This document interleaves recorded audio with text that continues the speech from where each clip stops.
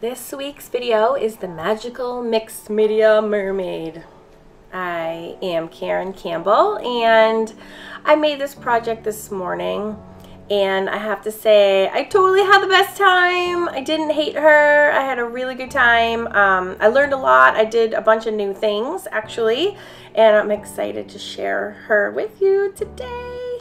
Isn't she just glamorous?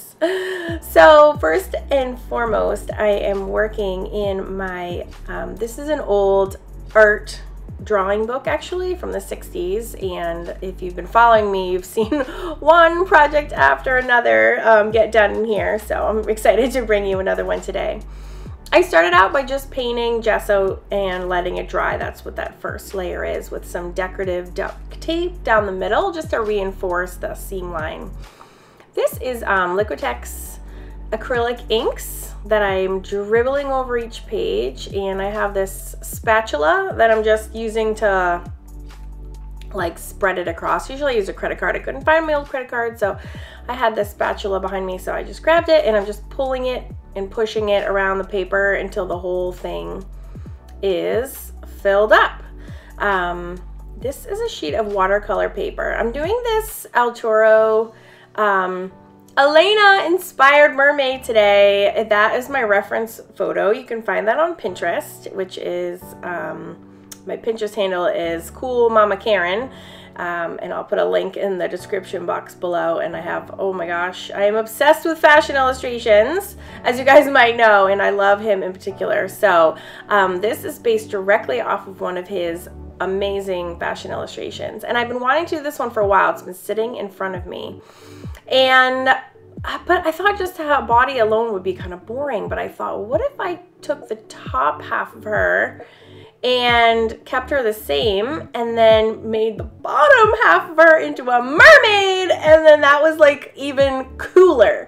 So that is what I'm doing today, which I was very, very excited about. When, you know, she's in her bikini already, that was the inspiration. I thought, well, heck, she's already in the water, we might as well throw her on a mermaid tail and make her even that much cooler, if that's even possible. So I am just directly following my reference lead. My picture was pretty pixelated. It's not that awesome of a reference, but it was good enough. My face is not as cool as his, but it was a little blurry, so it was kind of hard to tell, but that's fine because I appreciate not copying directly.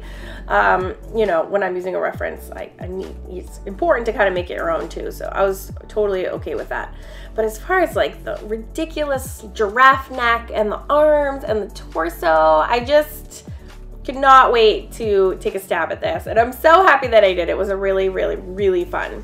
And if you guys are following along, yeah, I will post, I'll post a link to, like I said, my Pinterest page. You can go find that. So these are my Tombow markers, which I haven't used in a while, which I love. So I don't know why I haven't been using them lately, but I'm happy as a clam to get them out today. So I wanted to draw her on a separate piece of paper just because she's so long and sleek. This is, again, my 830, I believe, is the number of this pencil, just my skin tones. I would think I really wanted to focus on making her skin look awesome, and I don't think I could have done that in my journal. It's just too rough and bumpy and crazy and painty in there.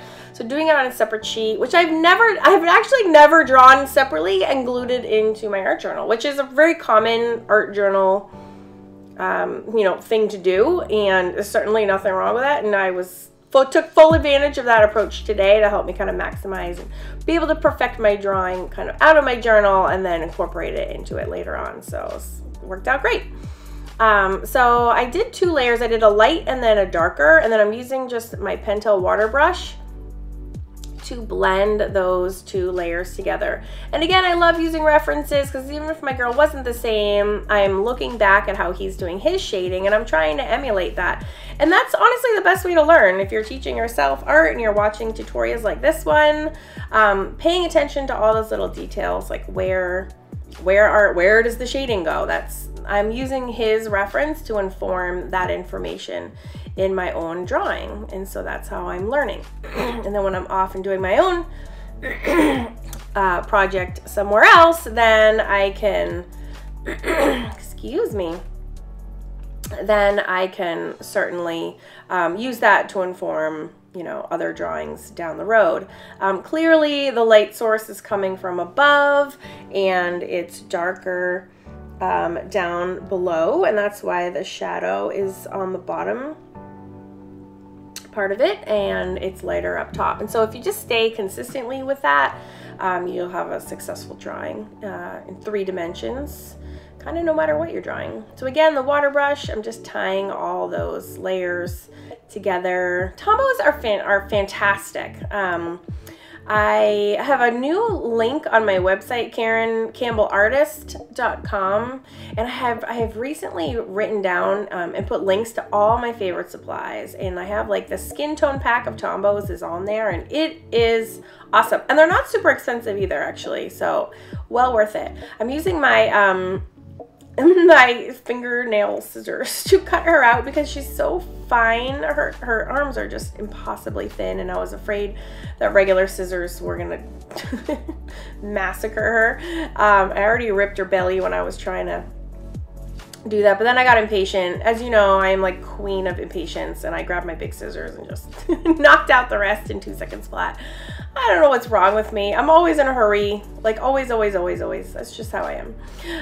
So I love her so far. Just adding like some quick details with some graphite, just really adding some drama. That's a soft 6B pencil, and I'm just laying down a little bit of graphite and taking my blending stump and making it all kind of moosh together, accentuating her cheekbone, giving her a little bit more drama in her face. Final layer of drama, so exciting. And then I'm kind of trying to figure out at this point how I'm going to adhere her into my journal. There's a lot of options. You could do Mod Podge, you can do matte medium, but because that watercolor paper is so stiff, I actually end up using spray adhesive, craft spray adhesive, because it's very strong and it's immediate and it's a sure bond, and I wanted to make sure that she is going to be permanently in there. So that's what I'm going to end up using. I'm just using my fine liner in the 0.05, as you can see. Zoe! She makes an appearance in every video. It's so funny. And I do spray her with my acrylic sealer because I know that, so after I glue her on, I know that there's going to be Mod Podge, there's going to be other layers on top of her, and all that Tombow is going to be susceptible to moving around and being activated by any liquid that comes into contact with her. So I went outside, I took her outside, and I sprayed her with my Americana spray adhesive, and I'll put a link to that video, to what my favorite product is up there, and that's on my list, in my supply list as well. So that way that like freezes all of her layers, all those Tombows right into place, so nothing's gonna move around no matter what else I do to her. She's gonna stay. All those layers are gonna stay. So what I'm doing is I traced what her tail, what I want her tail to look like on a piece of tracing paper. And then I'm using transfer paper to take my tail design and transfer it onto tissue paper. So I used to use this technique all the time when I was transferring text onto canvas, because my handwriting is terrible and I can never just freestyle anything. So I used to always print out words on my printer and then transfer them onto canvas. So this technique requires transfer paper, which is super cheap, and you can use it over and over and over and over and over again. Actually, I'll get a link to that too. Write myself a note. And then you can have, you know, any of your designs drawn to scale. So I end up, that's the Craft Bond spray adhesive, but I decided to glue her tail on first using matte medium, which I poured way too much out on my paper.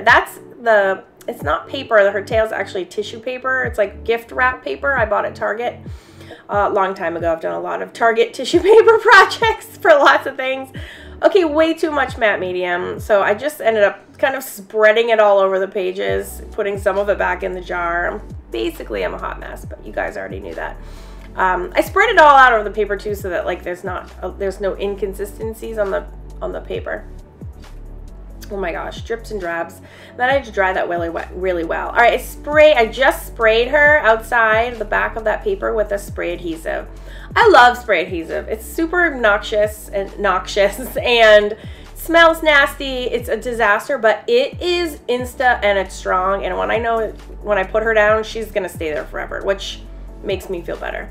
So now I'm designing a little cap, sort of, I don't even know what that's called, a head scarf, I guess, which is just like El Toro's. I wasn't that creative on this one. I really loved what he had going on, so I'm just stealing it, but I'm making it his own using a different pita. Look, I've even used this piece of tissue paper. It's all crumpled in a hot mess.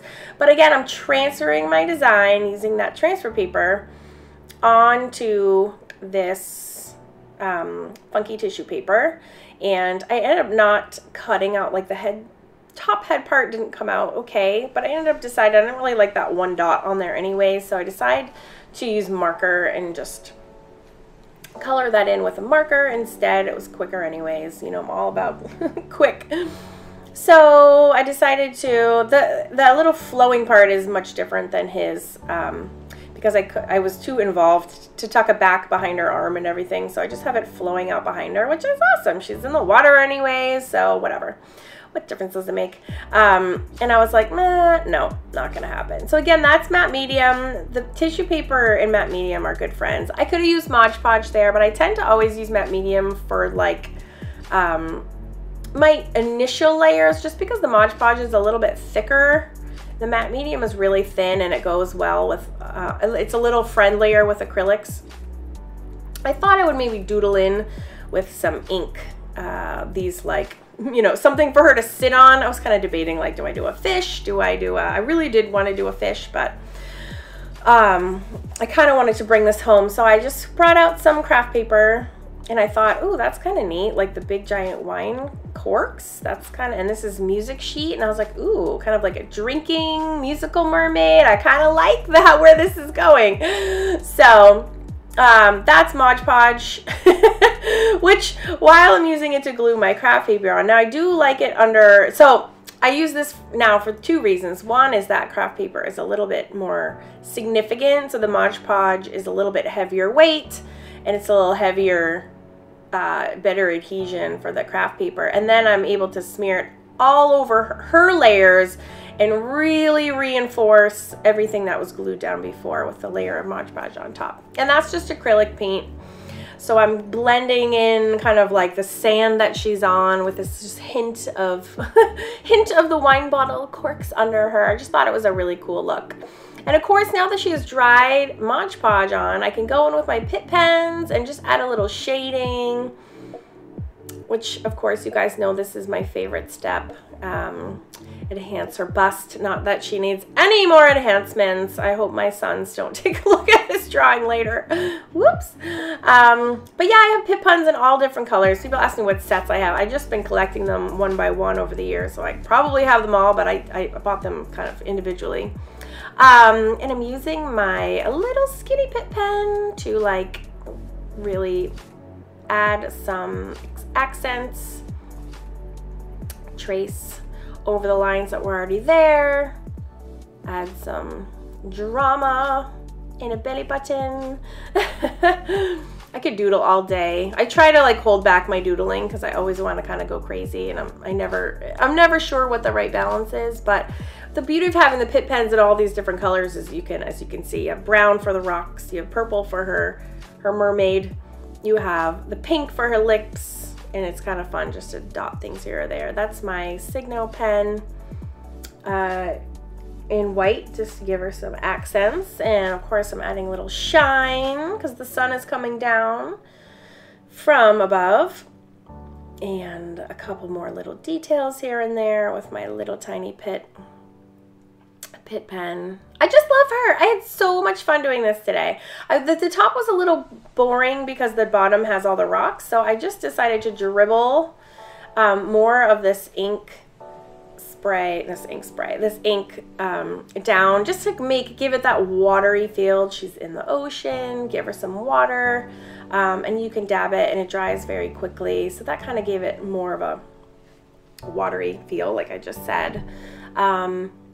And then the last thing I'm going to do is I'm going to just take my ink pad and just kind of run it around the borders to tie it all together. There's some, you know, black little details, and it just almost gives it like a frame. I would have actually liked it to be a little more dramatic, but it wasn't coming off as well as I would have liked it to. And that pretty much wraps it up. I had such a blast. If you get a good reference photo that you love, it is like a breath of fresh air, and just seeing how creative you can be and making it something that's your own. And again, like changing up the colors or changing up the patterns, and you know, putting that reference in a new setting like this one, are all ways to bring someone else's reference into your own life and to personalize it and to make it your own. I had such a fun time. I hope you guys had fun watching. I really, really appreciate you guys hanging out with me today as always, and your lovely comments.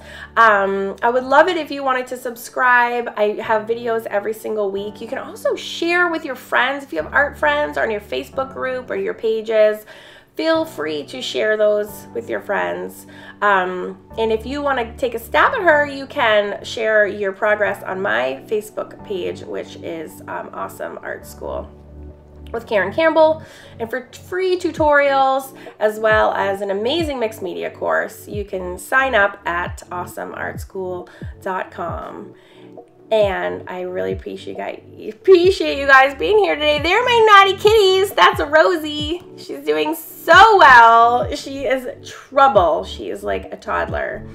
And she's going to attack Zoe in a minute when she's not being so super cute, chasing my lens cap. But you guys are the best. I really appreciate you being here. Oh, get ready. Get ready for it. Here it comes. Here it comes. Ah! Oof, takedown. Cat attack!